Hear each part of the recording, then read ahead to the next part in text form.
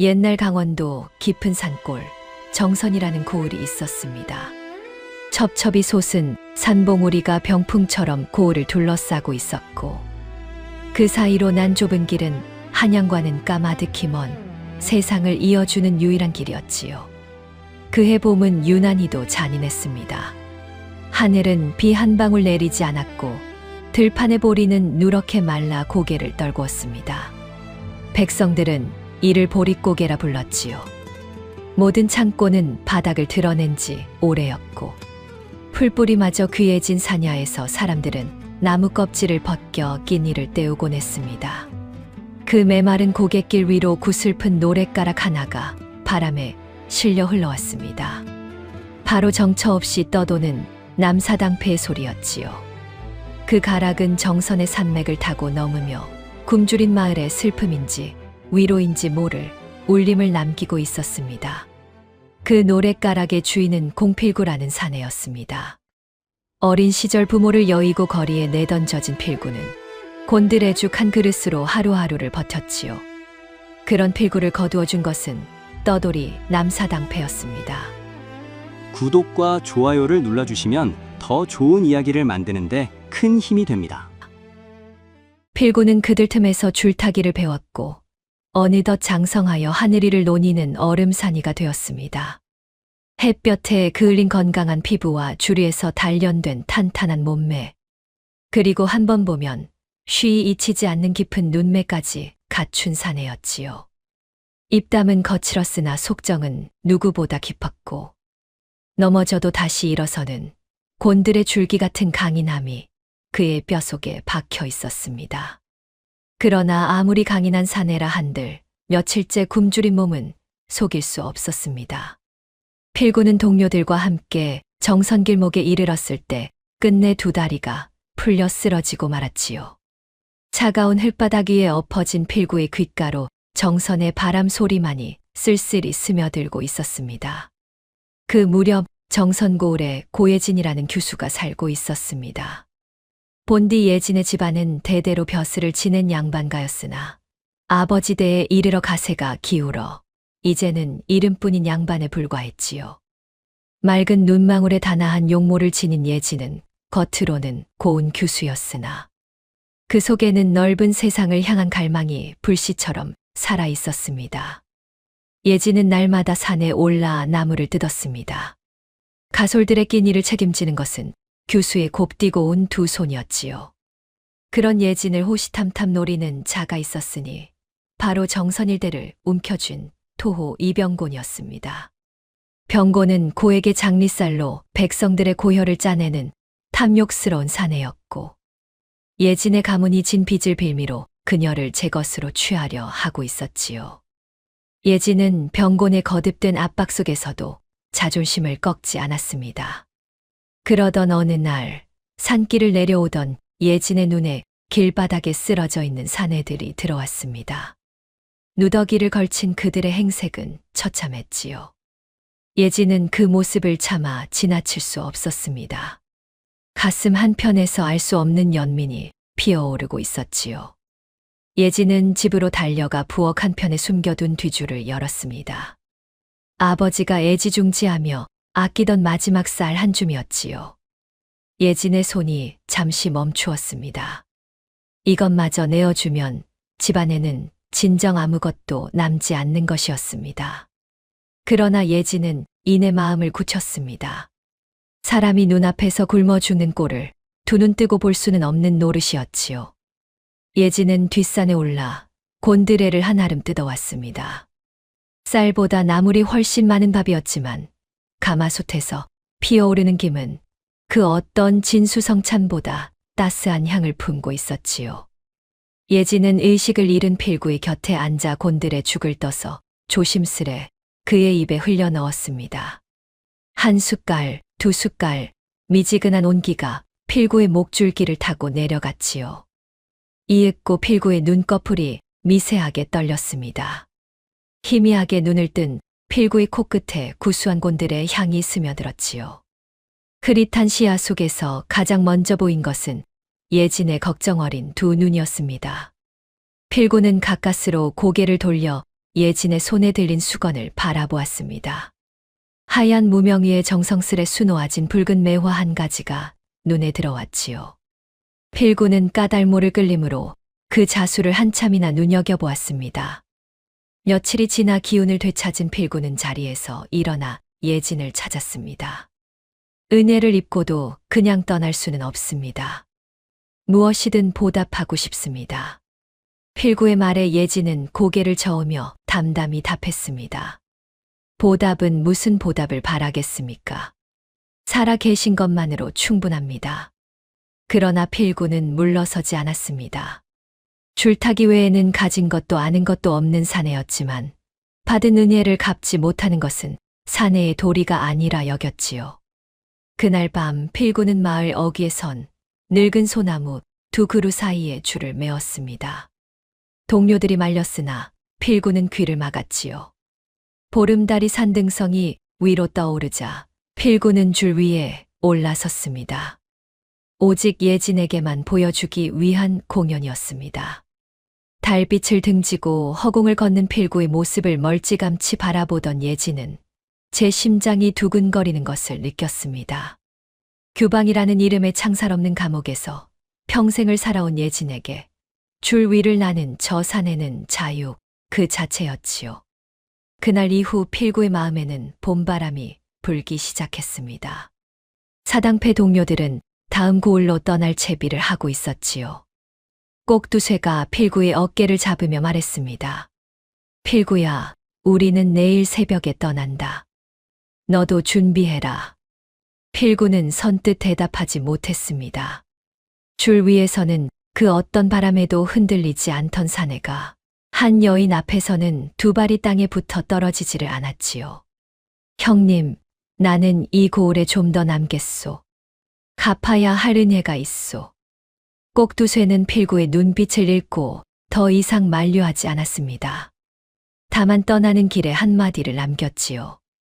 은혜를 갚는 것인지 마음을 빼앗긴 것인지 잘 생각해 보거라. 동료들이 떠난 뒤 필구는 낮에는 정선장터에서 재주를 부리며 돈벌이를 하고 저녁이면 마을 뒷산 너머 예진이 나무를 뜯는 양지 바른 언덕을 찾아갔습니다. 예진 또한 해가 기울면 괜스레 광주리를 들고 산으로 향했지요. 둘은 곤드레가 피어난 풀밭에 나란히 앉아 바람 소리를 벗삼아 이야기를 나누었습니다.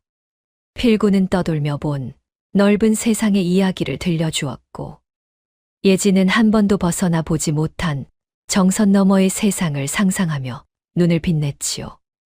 어느 저녁 필구가 물었습니다. 아기 씨는 이 산골을 벗어나고 싶은 적이 없소. 예진은 잠시 먼 산을 바라보다가 조용히 입을 열었습니다. 매일 같은 하늘만 보며 살았습니다. 저 산 너머에 무엇이 있는지 늘 궁금했지요. 필구는 그 말에 가슴이 저렸습니다. 줄 위에서 세상 어디든 갈 수 있었던 자신과 산으로 둘러싸인 울타리 안에서 평생을 보낸 예진의 처지가 겹쳐졌기 때문이었지요. 두 사람은 신분의 벽도 세상의 시선도 잊은 채 서로의 상처를 나누며 조금씩 깊은 마음속으로 빠져들고 있었습니다. 어느 날 필구는 예진에게 건넬 곤드레를 뜯기 위해 깊은 산속으로 들어갔습니다. 한참을 오르다 보니 사람의 발길이 닿지 않는 골짜기에 이르렀지요. 그곳에 허름한 움막 하나가 서 있었고 그 앞에 백발이 성성한 노인이 바둑판을 펼쳐놓고 혼자 돌을 놓고 있었습니다. 필구가 예를 갖추어 인사를 건네자 노인은 고개도 들지 않은 채 입을 열었습니다. 줄 위를 걷는 사내로구나. 바람에 흔들릴지언정 꺾이지 않는 풀이 있느니 그것이 너를 살릴 것이다. 필구는 등골이 서늘해졌습니다. 자신이 줄타기꾼이라는 것을 대체 어찌 알고 있는 것인지 알 수 없었지요. 어르신은 누구십니까? 노인은 그제야 고개를 들어 필구를 바라보았습니다. 깊은 주름 사이로 빛나는 눈동자에는 세상의 풍파를 겪은 자만이 가질 수 있는 서늘한 지혜가 서려 있었지요. 나는 이 산의 맥을 읽던 직관이었느니라. 허나 아래 고을의 그 탐관에게 땅을 빼앗기고 이리 숨어든 지 벌써 10년이 넘었구나. 필구는 귀가 번쩍 뜨였습니다. 탐관이라 함은 이병곤을 가리키는 것이 분명했지요. 노인은 바둑돌 하나를 탁 내려놓으며 말을 이었습니다. 그자의 집터에는 치명적인 허점이 있느니라. 동쪽 담 아래 땅이 약하여 비만 오면 무너지게 되어 있지. 허나 그보다 중요한 것은 그자가 감추고 있는 종이 뭉치이니 그것을 찾으면 그자의 목줄을 쥐는 것이나 다름없느니라. 필구는 노인의 말을 가슴 깊이 새겼습니다. 곤들의 한 묶음을 노인의 움막 앞에 놓아두고 산을 내려오는 필구의 발걸음은 올라올 때와는 사뭇 달랐지요. 그로부터 며칠 뒤 예진의 집에 불청객이 찾아왔습니다. 이병곤이 하인 대여섯을 거느리고 대문 앞에 버티고 선 것이었지요. 병곤은 기름기 흐르는 얼굴에 능글맞은 웃음을 띠고 예진의 아버지를 불러 세웠습니다. 고생원, 내가 빌려준 장리쌀이 이자까지 합하면 벌써 쌀 20섬이오. 갚을 능력이 없다면 방법은 하나뿐이지 않겠소? 예진의 아버지 고생원은 핏기 없는 얼굴로 고개를 숙인 채 아무 말도 하지 못했습니다. 병곤은 부채를 탁 접으며 목소리를 낮추었지요. 따님을 내게 보내시오. 그러면 빚은 깨끗이 없던 것으로 하겠소. 허나 거절하신다면 관아에 고하여 대개 가문을 영모로 엮을 수밖에 없소이다. 영모라는 두 글자에 고생원의 안색이 사색으로 변했습니다. 빚도 갚지 못하는 처지에 영모의 누명까지 씌워진다면 가문은 뿌리째 뽑히는 것이었지요. 고생원은 그 자리에서 가슴을 부여잡고 쓰러지고 말았습니다. 예진이 달려와 아버지를 부축했으나 고생원은 이미 의식을 잃은 뒤였지요.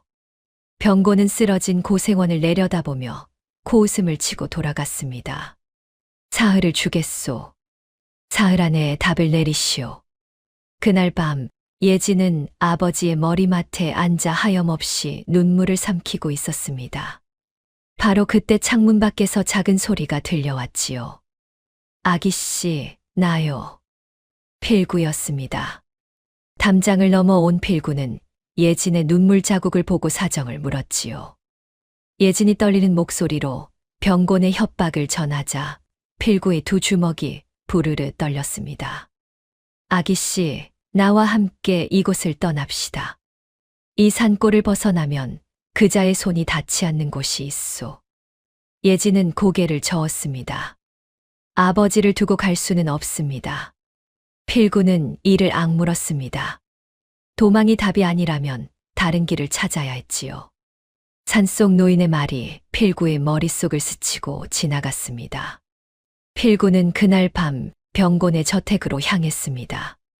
산속 노인이 말한 동쪽 담 아래를 찾아가니 과연 땅이 무르고 돌담이 벌어져 사람 하나 빠져나갈 틈이 있었지요. 필구는 몸을 낮추어 담 안으로 스며들었습니다. 병곤의 저택은 정선고을 전체를 합쳐도 모자랄 만큼 화려했습니다. 굶주린 백성들의 피와 땀이 기와 한 장 한 장에 스며있는 셈이었지요. 필구는 숨을 죽이고 사랑채 뒤편의 서고로 다가갔습니다.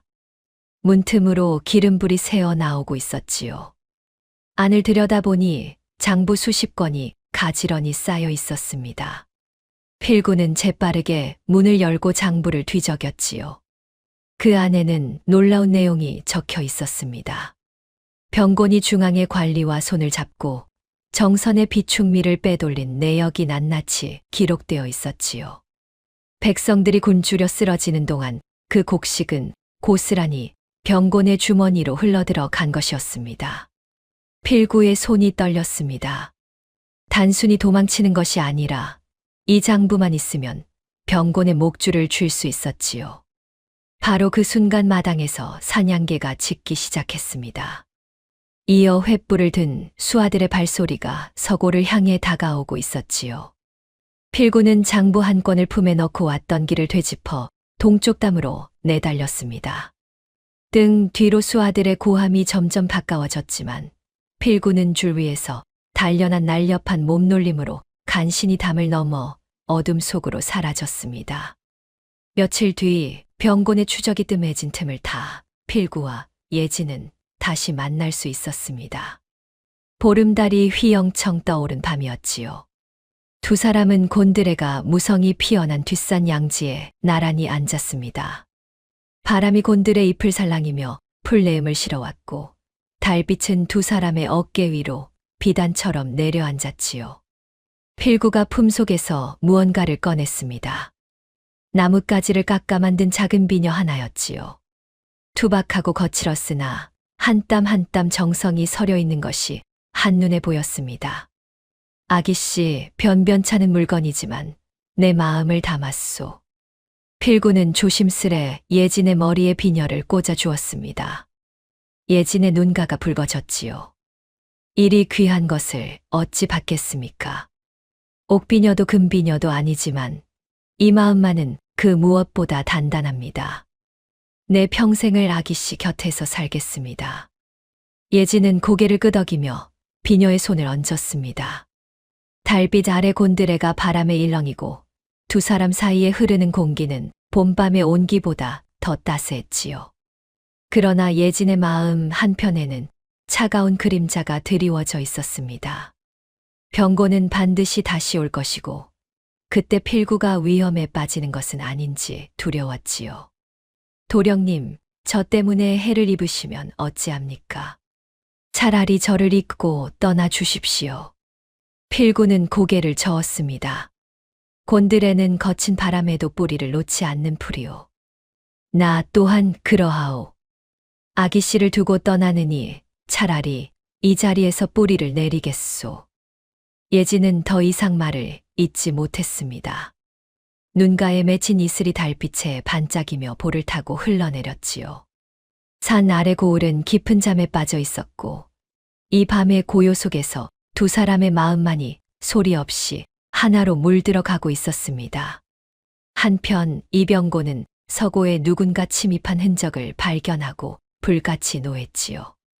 장부 한 건이 사라진 것을 확인한 병고는 즉시 예진의 집으로 사람을 보냈습니다. 고생원의 딸을 당장 데려와라. 오늘로 혼례를 치른다.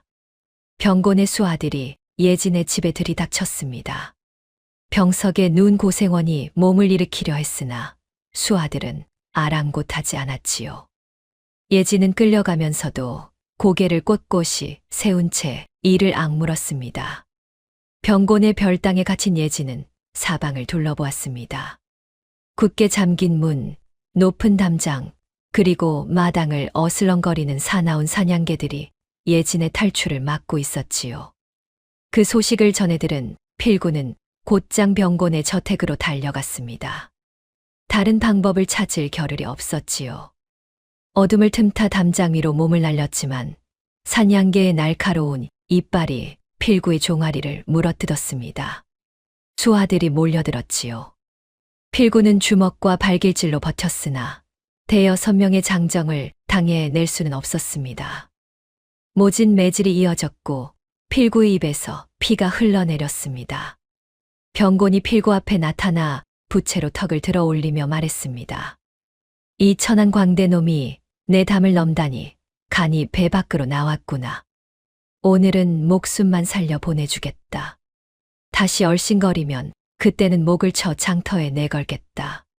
필구는 끌려나와 장터 한복판에 내팽개쳐졌습니다. 온몸이 만신창이가 된 채 찬 땅바닥 위에 나뒹구는 필구의 귀에 정선의 바람 소리만이 쓸쓸히 스며들었지요. 별땅에 갇힌 예진은 잠을 이루지 못하고 있었습니다. 필구가 잡혀 매질을 당했다는 소식을 담 너머로 들은 예진은 가슴이 찢어지는 듯했지요. 그러나 주저앉을 수만은 없었습니다. 예진은 눈물을 닦고 별당 안을 샅샅이 뒤지기 시작했지요. 병곤이 이 별당을 서재로도 쓰고 있었던 모양이었습니다. 벽장 안쪽 깊숙한 곳에 봉해진 서찰 묶음이 숨겨져 있었지요. 예진은 떨리는 손으로 서찰을 펼쳤습니다. 그 안에는 소름이 돋는 내용이 적혀 있었습니다. 수년 전 정선군수가 갑작스레 병사한 것은 병이 아니라 병곤이 보낸 독이 원인이었지요. 병곤은 군수를 죽이고 그 빈자리에 자신의 사람을 앉힌 뒤 정선을 제 소나귀에 넣은 것이었습니다. 서찰에는 독을 구한 경위와 관련된 자들의 이름이 낱낱이 적혀 있었지요. 예진은 숨을 삼켰습니다. 이 서찰 하나면 병곤의 숨통을 끊을 수 있었지요. 예진은 서찰을 치마 속 깊이 감추었습니다. 이것을 반드시 필구에게 전해야 했지요. 그러나 담장 밖에는 사냥개와 수하들이 지키고 있었습니다. 예진은 이를 악물었지요. 기회는 반드시 옵니다. 그때를 놓치지 않겠습니다. 예진은 마음을 다잡고 홀레나를 기다리기로 했습니다. 병곤이 방심하는 그 순간이야말로 유일한 틈이 될 것이었지요. 별당 창문 사이로 스며드는 달빛이 예진의 굳은 두 눈을 비추고 있었습니다. 장터 한편에 쓰러져 있던 필구를 거두어 준 것은 뒤늦게 소식을 듣고 되돌아온 사당패 동료들이었습니다. 꼭두쇠가 필구의 상처에 약을 바르며 한숨을 내쉬었지요. 이 꼴이 되도록 대체 무슨 짓을 한 게냐. 필구는 대답 대신 동료가 내민 곤들의 죽 한 그릇을 받아들었습니다. 구수한 향이 코끝을 적시자 필구의 눈에 힘이 돌아왔지요. 한 숟갈, 두 숟갈 죽을 넘기며 필구는 굳은 결심을 했습니다. 형님, 나는 도망치지 않겠소. 필구의 목소리에는 전에 없던 무게가 실려 있었습니다. 그 놈의 횡포에 눈물 흘리는 것은 예진 아기씨만이 아니오. 이 고을 백성 모두가 그자의 주먹 아래 신음하고 있소. 내가 가진 것은 보잘것없으나 이 한 몸 불사르면 길은 열리지 않겠소. 꼭두쇠는 필구의 눈을 가만히 들여다보았습니다. 그 안에 더 이상 떠돌이 광대의 눈빛은 없었지요. 필구는 품속에 감추어둔 장부를 꺼내 동료들에게 보여주었습니다. 백성들의 곡식을 빼돌린 기록을 확인한 동료들의 얼굴이 분노로 붉어졌지요. 필구는 마을 사람들을 하나둘 모아 이병곤의 비리를 알리기 시작했습니다. 어느덧 홀레날이 밝았습니다. 병곤의 저택은 온갖 비단과 꽃으로 치장되어 있었지요. 정선 백성들의 피로 차린 잔치였으나 병곤은 의기양양하게 대청마루에 앉아 손님들을 맞이하고 있었습니다. 바로 그때 대문 밖에서 소란이 일었지요. 누더기를 걸친 사내 하나가 마당으로 들어서더니 병곤 앞에 털썩 무릎을 꿇었습니다. 바로 필구였지요. 나으리 소인은 보잘것없는 줄타기꾼이옵니다. 지난날 나으리의 담을 넘은 죄 만번 죽어 마땅합니다. 부디 한 번만 용서해 주십시오. 필구는 이마를 땅에 박으며 애원했습니다. 병곤은 코웃음을 치며 부채를 펼쳤지요. 이놈이 제 분수를 알았구나. 나으리 용서의 뜻으로 홀레 잔치에 줄타기 한 판을 올리게 해 주십시오. 소인이 할 줄 아는 것이라곤 그것뿐이옵니다. 병곤은 잔치의 흥을 돋우기에 나쁘지 않다고 여겼습니다. 무릎을 꿇은 광대의 모습이 통쾌하기도 했지요. 좋다. 허락하마. 대신 줄에서 떨어지면 내 목을 친다. 필구는 연신절을 하며 물러났습니다. 그 비굴한 모습에 병곤은 만족스러운 웃음을 지었지요. 그러나 병곤은 알지 못했습니다. 필구가 고개를 숙인 채 입꼬리를 올리고 있었다는 것을 말이지요.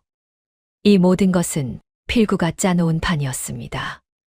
병곤의 시선이 줄타기에 쏠리는 동안 사당패 동료들이 별당의 예진을 빼내기로 한 것이었지요. 잔치의 풍악이 울려 퍼지고 마당 한가운데 높이 메어진 줄 위로 필구가 올라서는 순간 모든 시선이 허공을 향했습니다. 병곤의 몰락을 부를 줄타기가 시작된 것이었지요. 필구가 줄 위에서 재담을 늘어놓으며 손님들의 시선을 사로잡는 동안 사당패 동료 셋이 별당 뒤편으로 몸을 숨겼습니다. 꼭두쇠가 먼저 담장 아래 사냥개들에게 뼈다귀를 던졌지요.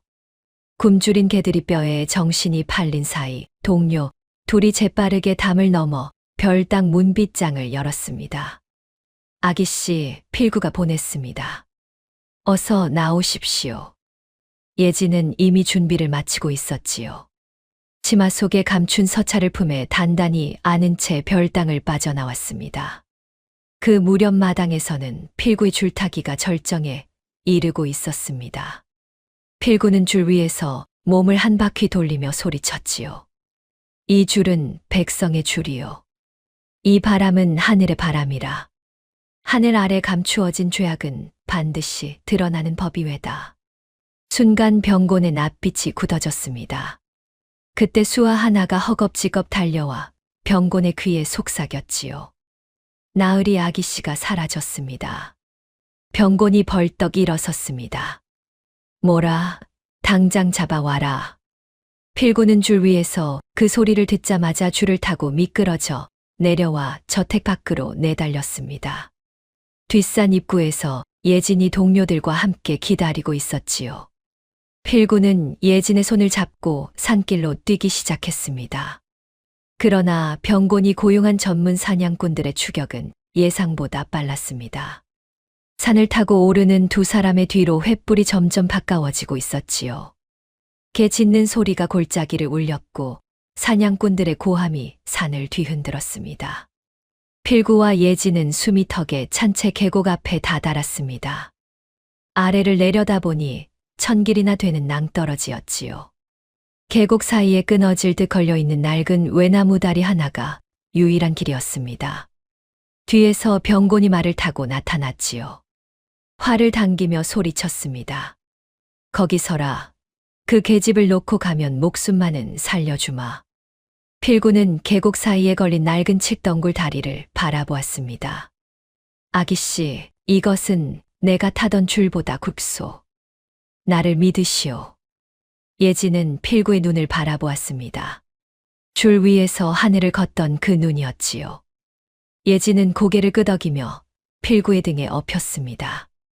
필구는 이를 악물고 칡덩굴 다리 위에 첫 발을 내디뎠습니다.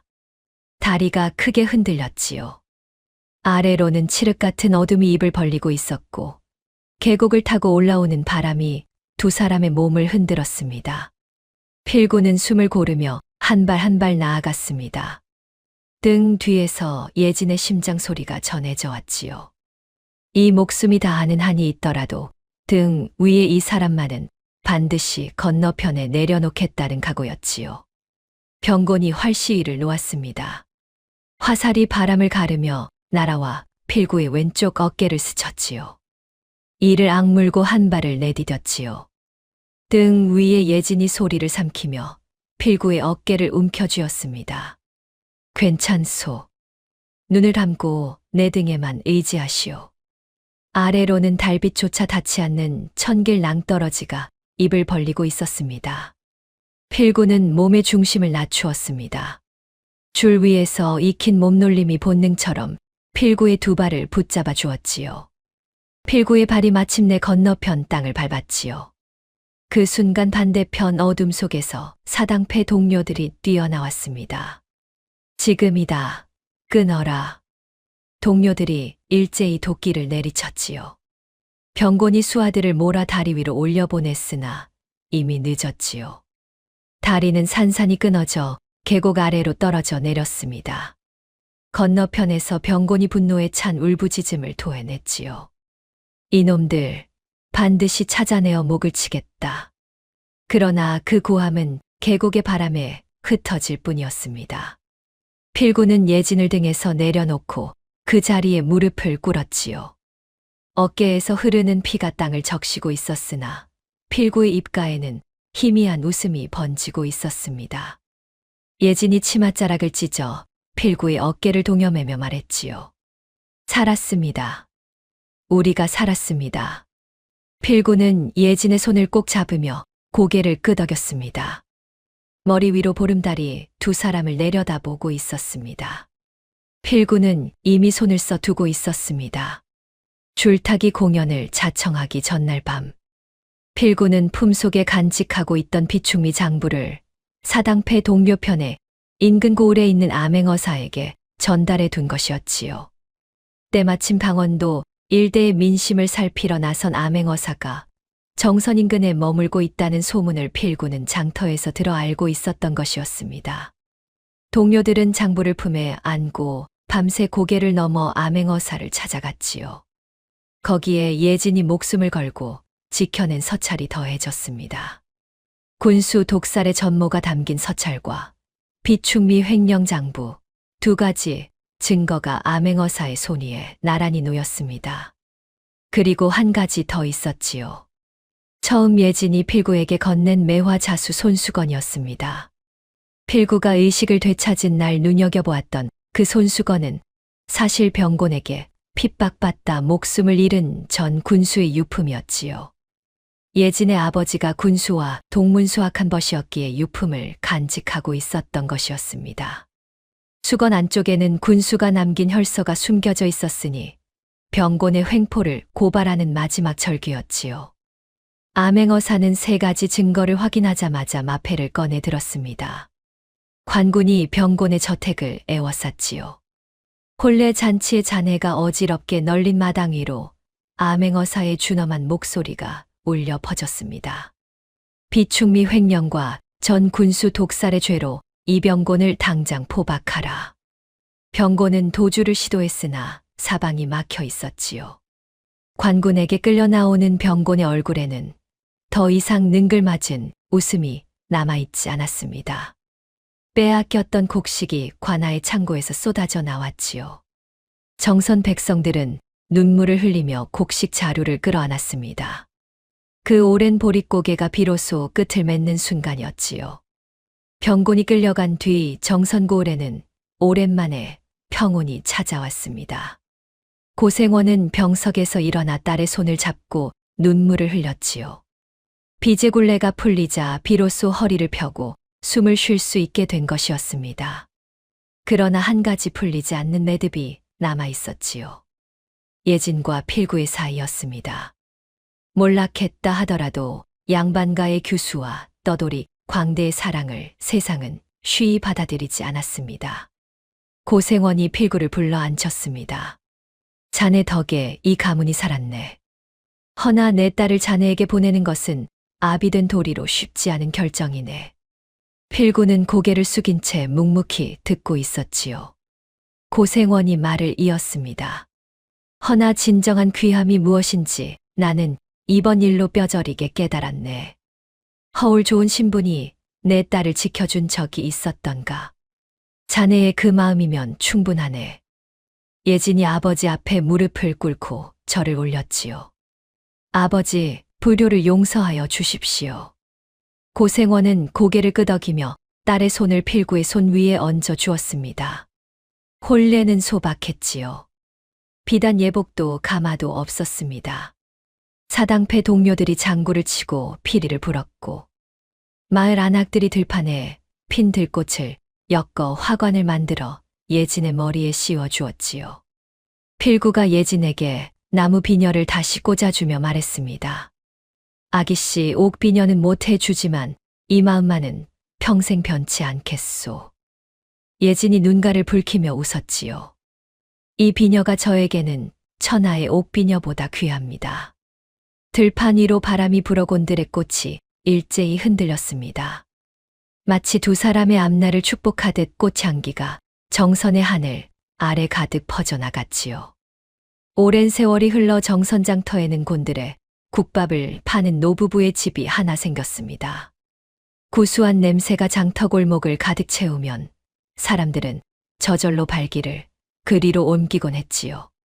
국밥 한 그릇에 담긴 정성이 어찌나 깊던지 한 번 맛본 이는 반드시 다시 찾아오곤 했습니다. 국밥집 할머니는 새벽마다 뒷산에 올라곤드레를 뜯었지요. 허리가 굽고 손마디가 굽어졌으나 나무를 고르는 눈매만큼은 젊은 시절 그대로였습니다.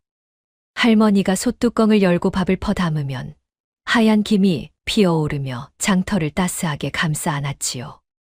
장날이면 국밥집 앞마당에서 작은 구경거리가 벌어지곤 했습니다. 백발이 성성한 할아버지가 마당에 낮게 맨 줄 위에 올라서는 것이었지요. 할아버지가 줄 위에서 익살스러운 재담을 늘어놓으면 구경꾼들이 배를 잡고 웃었지요. 그 모습을 바라보는 할머니의 입가에는 언제나 잔잔한 미소가 머물러 있었습니다. 어느 가을 저녁 장터의 손님이 모두 돌아간 뒤 필구가 마루에 걸터 앉아 예진에게 말했습니다. 부인 술에 취한 듯 삶에 취한 듯 당신에게 취해 사니 이보다 더한 낙원이 있겠소. 예진이 필구의 곁에 앉으며 웃었지요.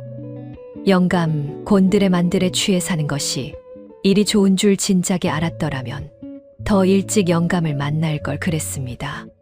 두 사람의 웃음소리가 저녁 바람에 실려 퍼져나갔습니다. 정선의 산자락 위로 노을이 붉게 물들고 어디선가 구성진 가락이 흘러왔지요.